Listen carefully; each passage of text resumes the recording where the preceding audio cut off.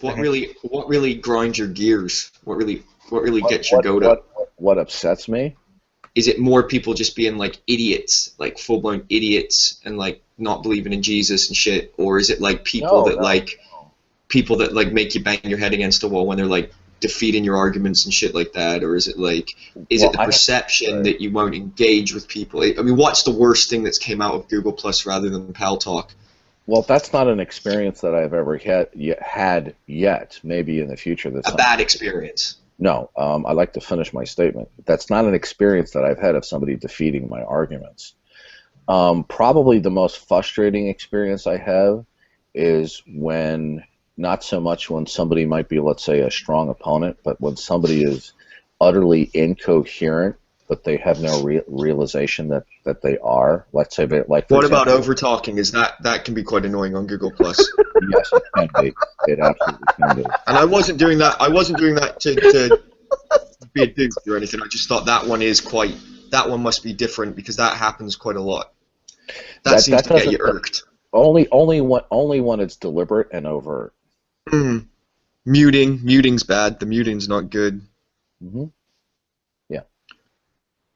But like, what is it that you think that people aren't getting? Like, when people are saying like they're like, I've heard it said like, oh yeah, you fucked Darwin up, or like, you destroyed him or anything. Like, you don't think that's happening, or is it No. like you just think that from I'm gonna say mathematical now, but from like by the numbers that the arguments that you've put out have never been like they stand the test of time, right? Well, I've yet to hear um, a successful rebuttal. I have heard some interesting challenges that I've had to think about, but I haven't really heard any successful rebuttal. On everything. Yeah. Okay. There have been some things that have caused me to pause and think and say, well, that's interesting.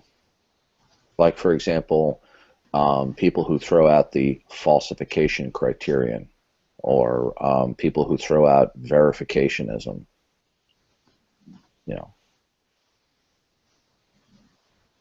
Why do you think they can't understand it as well as you?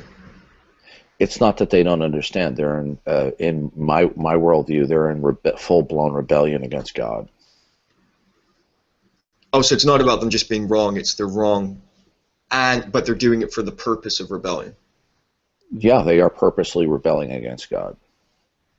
It's not just because they think these things that they're doing it on purpose. In my view, the thinking that way is a byproduct of the rebellion. What if they're Christians and they go against what you're saying? Well, then that would not be the case. They're not They really.